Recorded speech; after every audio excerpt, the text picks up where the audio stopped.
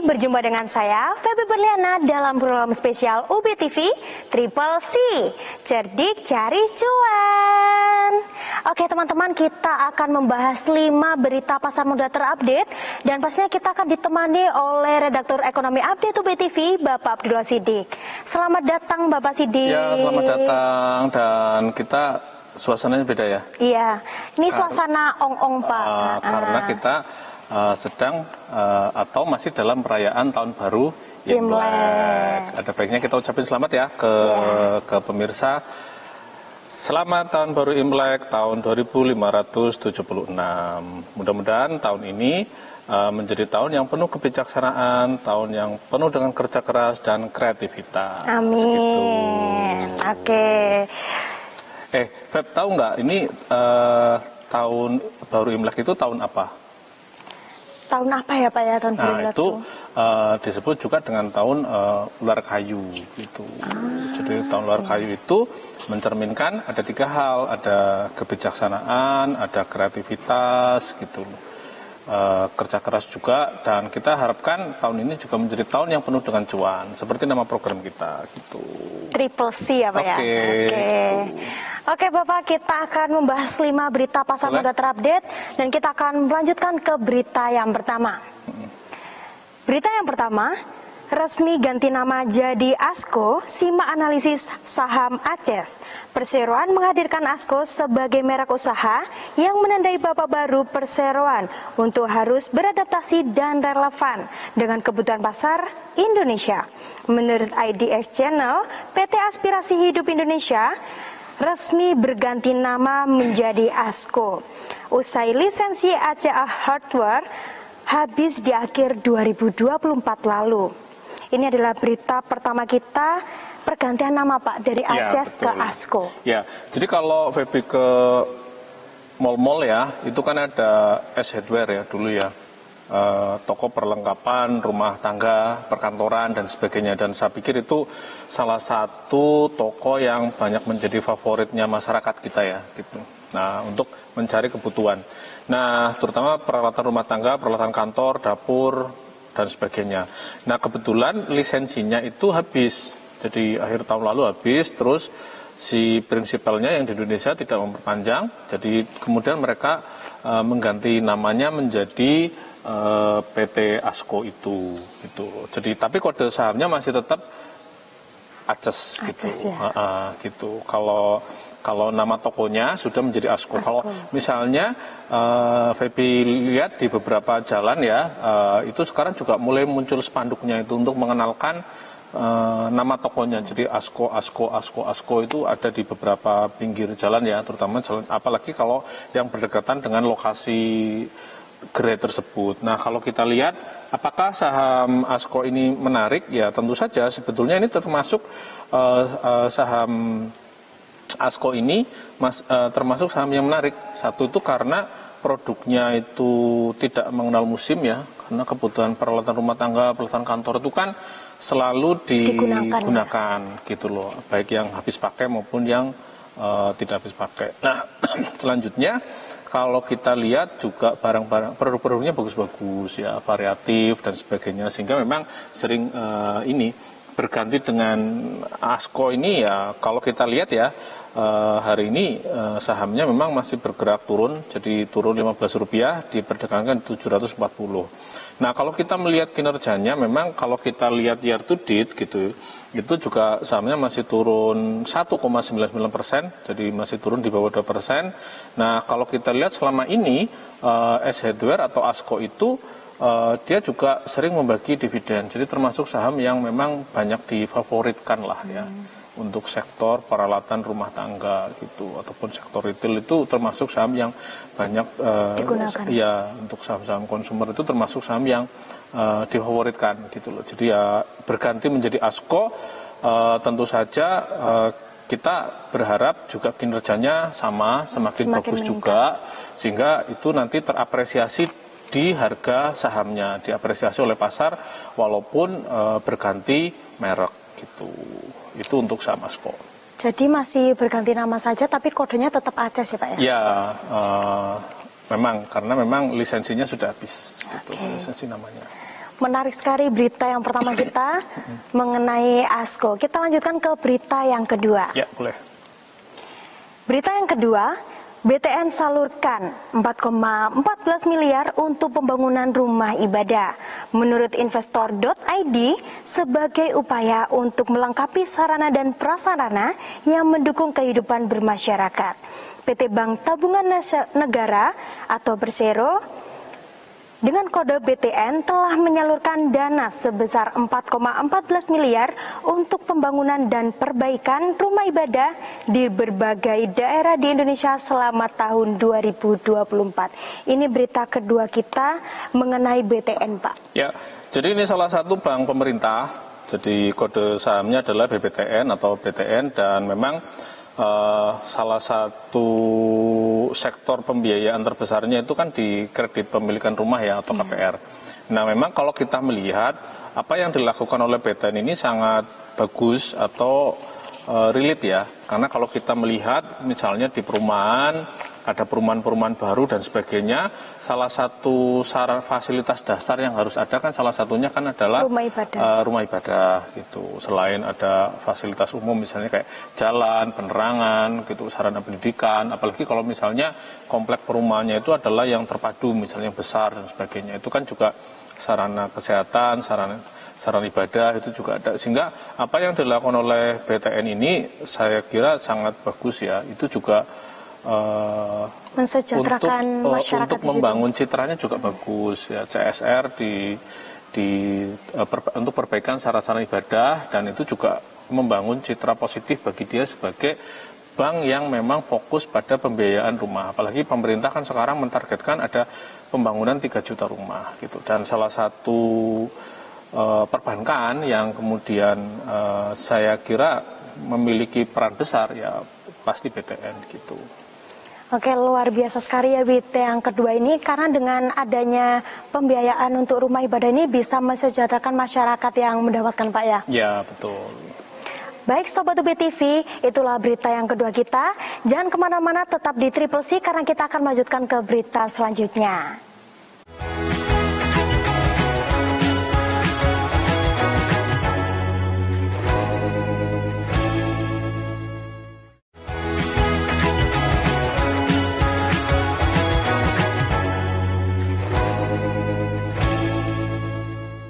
Baik Sobat UB TV, terima kasih tetap di tayangan kita. Kita akan melanjutkan ke berita selanjutnya. Kita lanjut Pak ya? Ya, oke.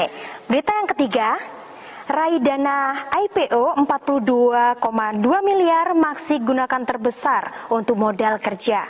Menurut emitennews.com, PT Maxindo Karya Anugrah dengan kode Maksi menyampaikan laporan realisasi penggunaan dana hasil penawaran umum perdana saham IPO per tanggal 30 Desember 2024. Ini berita ketiga kita mengenai Maksi. Ya, jadi ini saham yang belum lama juga IPO di pasar modal kita di Bursa Efek Indonesia, dan ini adalah perusahaan makanan ringan ya, makanan ringan kayak snack-snack dan sebagainya.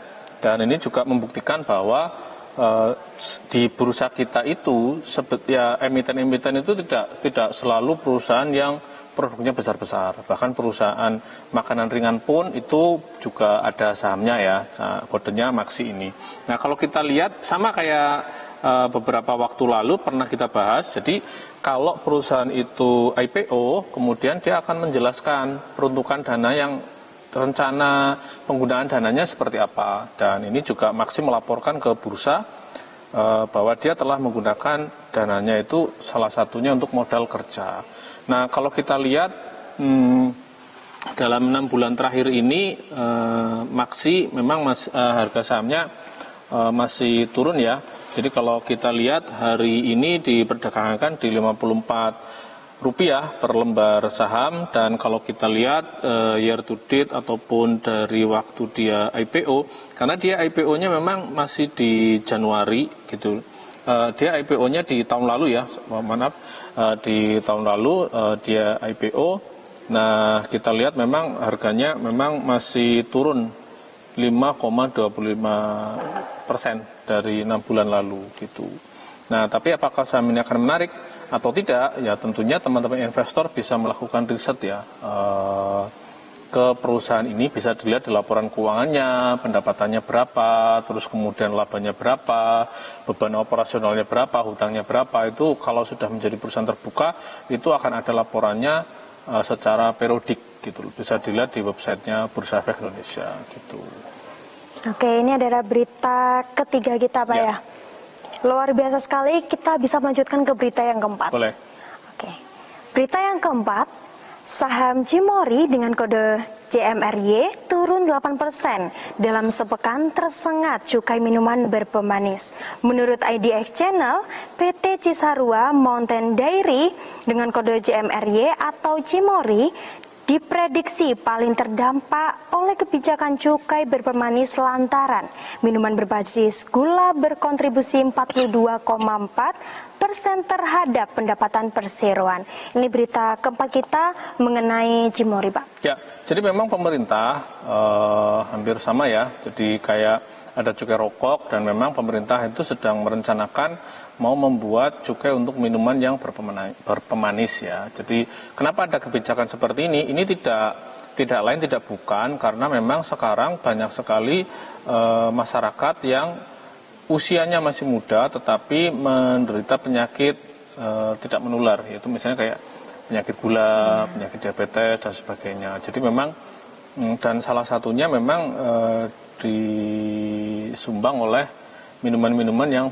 berpemanis tinggi gitu kan ya, sehingga pemerintah memang sebetulnya ini kebijakan seperti ini tidak hanya di Indonesia, di negara luar itu juga sudah diterapkan. Jadi ada cukai tersendiri untuk minuman yang berpemanis gitu. Jadi sama ya, jadi misalnya nanti mungkin bayangan saya itu ada ambang batas maksimalnya, harus berapa dan berapa. Jadi ini adalah bentuk pengendalian sebetulnya, bentuk pengendalian terhadap peredaran minuman yang berpemanis gitu loh. Harapannya adalah agar masyarakat juga tidak mengkonsumsinya secara berlebihan yang itu jika tidak diimbangi dengan gaya hidup sehat itu akan berdampak pada kesehatan masyarakat gitu. Nah, otomatis adanya kebijakan ini jika nanti sudah diterapkan itu akan berdampak pada emiten-emiten atau perusahaan-perusahaan yang memang memproduksi seperti itu. Jadi misalnya minuman yang berpemanis itu pasti akan berdampak. Kenapa?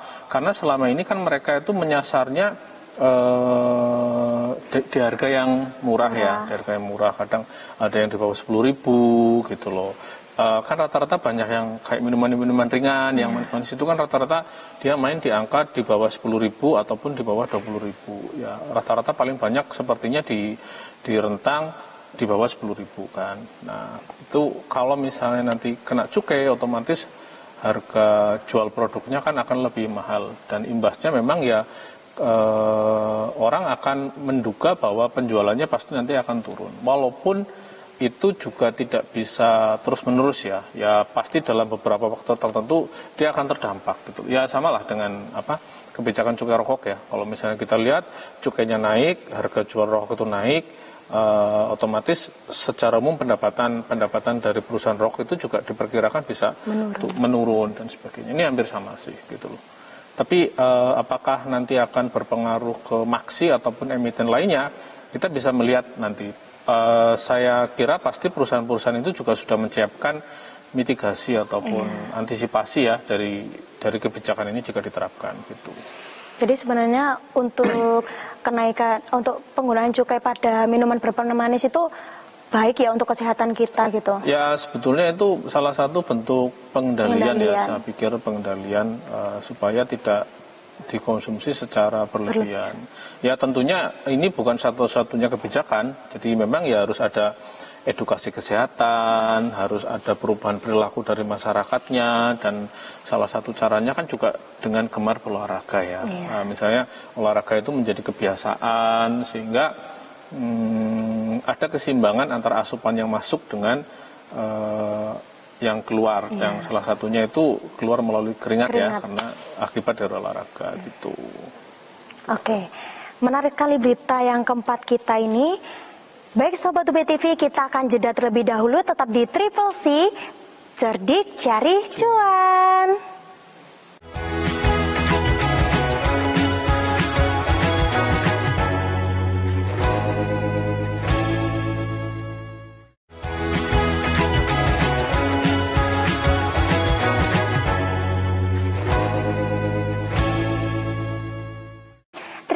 Sobat UBTV, tetap di tayangan kita akan melanjutkan ke berita yang terakhir.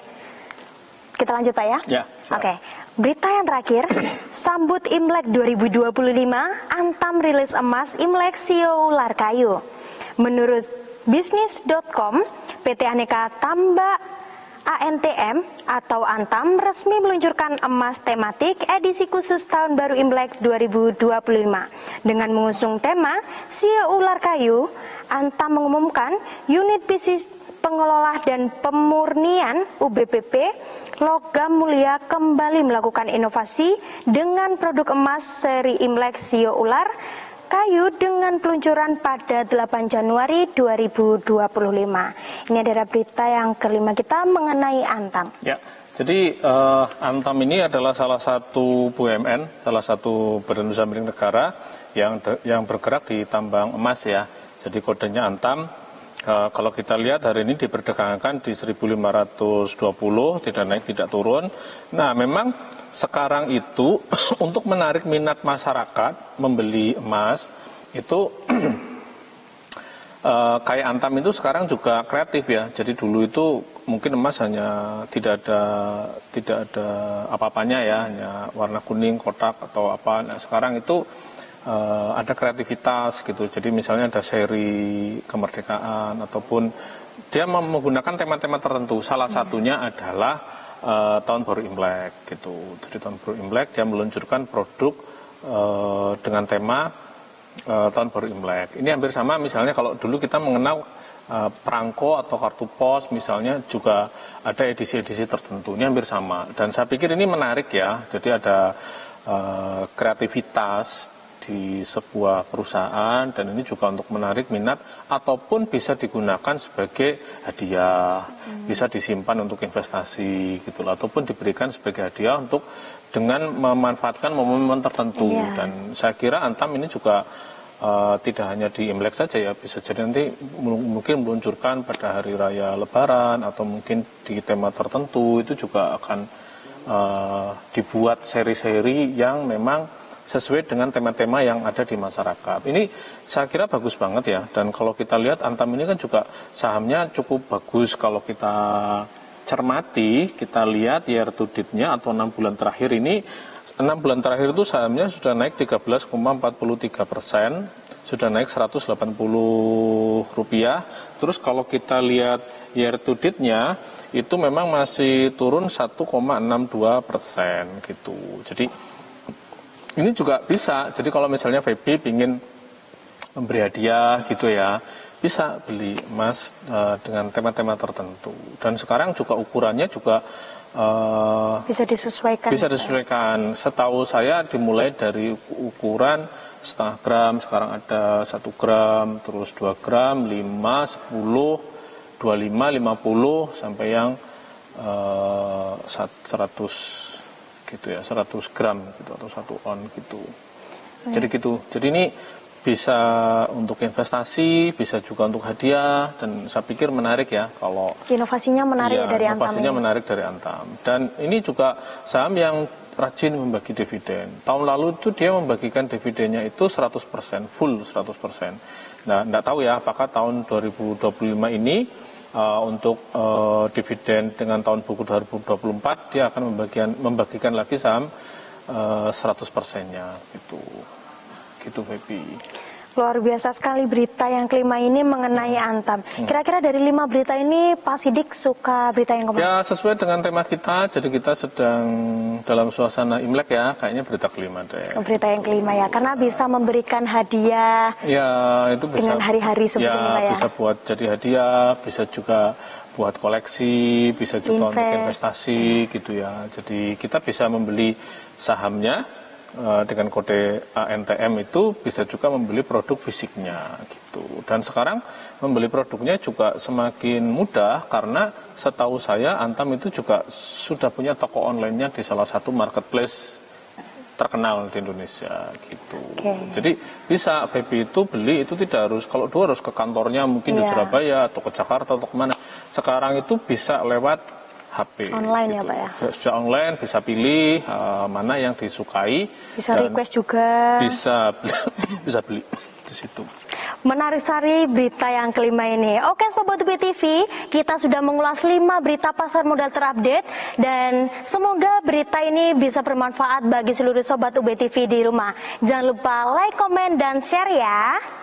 Ya, dan kita tidak lupa mengucapkan sekali lagi selamat tahun baru Imlek dan mudah-mudahan tahun ini menjadi di tahun ular kayu ini menjadi tahun yang penuh dengan kreativitas, tahun dengan kebijaksanaan dan tahun dengan penuh dengan cuan. 谢谢。